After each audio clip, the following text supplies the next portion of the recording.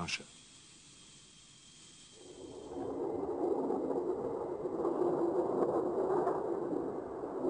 Europe's contribution to the nuclear deterrent rests solely with the V-force. A tripwire policy means that any Soviet aggression can be countered by a massive nuclear strike. This means that British bomber crews are always at instant readiness.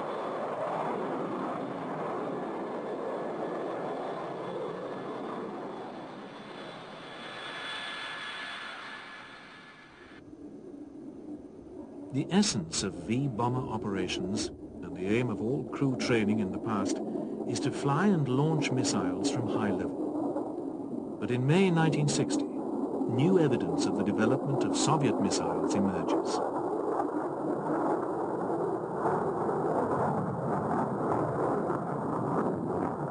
An American U-2 spy plane, piloted by Gary Powers, is shot down by a surface-to-air missile over Soviet territory at a height of 65,000 feet, a full 10,000 feet higher than the operational ceiling of the V-bombers. Over the next 3 years, procedures are revised to bring operations down to low level, first at 1,000 feet, and eventually, when conditions allow, as low as 50 feet.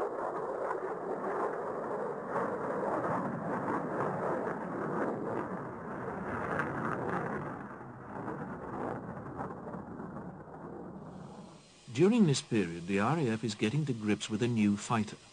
The English Electric Lightning is Britain's first supersonic fighter, built like a bullet and with a speed approaching 1,500 miles per hour.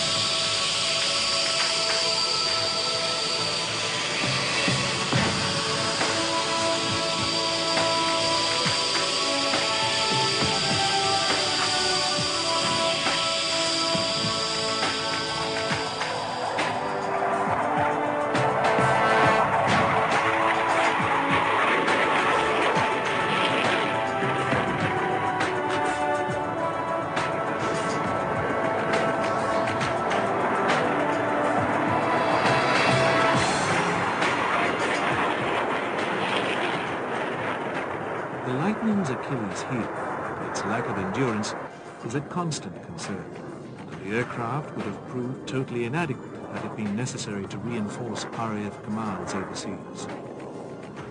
However, the technique of in-flight refueling is perfected, aided by an availability of Valiant and Victor bombers converted to do the job.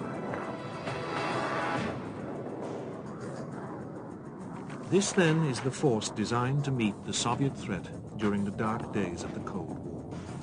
A force designed to cope with and deliver nuclear force. But in 1969, everything changes for the RAF. For some years, they have known that they will lose the strategic nuclear deterrent. The British government has decided to shift the responsibility from air-dropped weapons to sea-launched missiles. And in 1969, the Royal Navy's submarines received Polaris.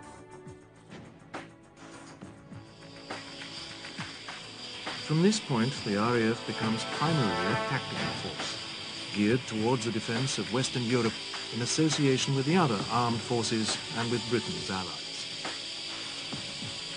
In the event of conflict between East and West, it is unlikely that either side will launch an immediate nuclear strike.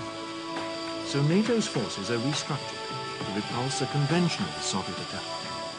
RAF strategy evolves to meet this new perceived threat.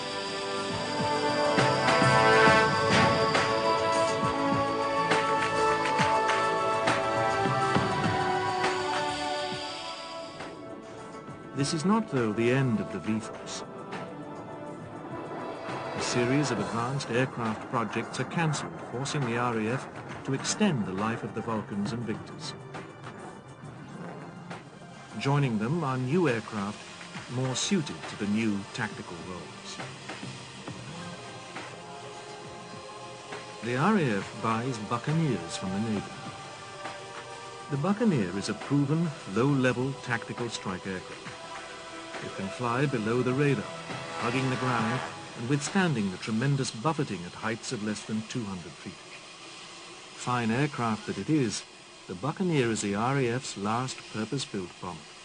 The time is ripe for a new name, the multi-role combat aircraft.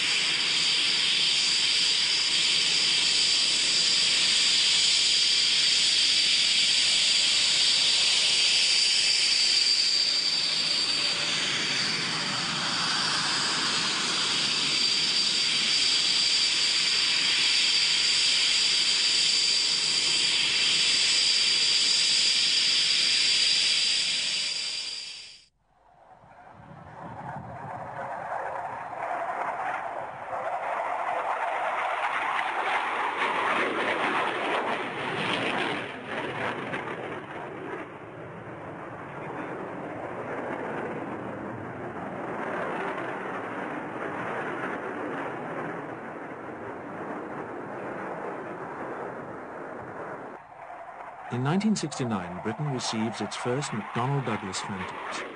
The Phantom is a ground attack and fighter reconnaissance aircraft bought from America. It has proved itself in the US Navy and Air Force and will now bring a new dimension in air fighting to the RAF.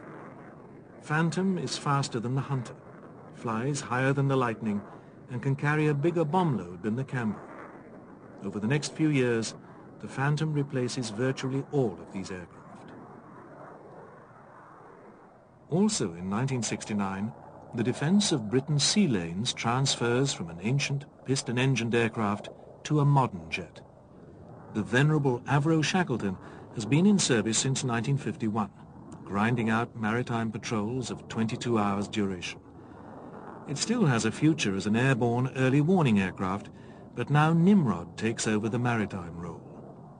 It's developed from the civilian de Havilland Comet airliner and gives the RAF much improved range and endurance. 1,000 miles from home, Nimrod can still spend up to 6 hours in its patrol area. The Mark II Nimrod arrives in 1980 with the new search-water radar, sidewinders for self-defense and anti-shipping missiles. But perhaps the most radical new aircraft is the Harrier.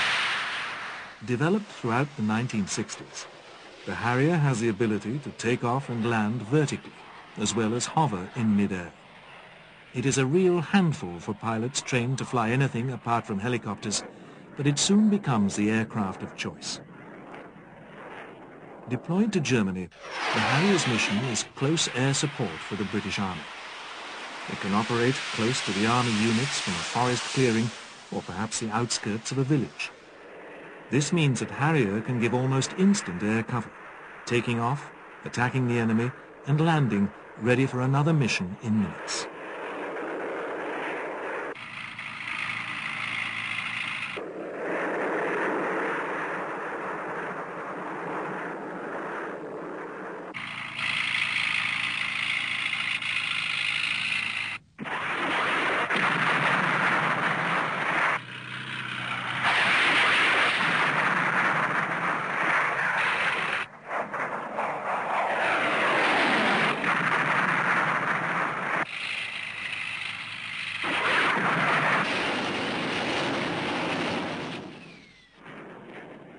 Harrier is joined in Germany by the Jaguar, an Anglo-French collaboration. Jaguar is a ground attack fighter that spearheads the rapid reaction force. It flies low and fast, delivering weapons with pinpoint accuracy. Throughout the 1970s, the RAF is at a high state of readiness, prepared for an attack from the east. It is from an entirely unexpected quarter, though, that they are called to action in 1982.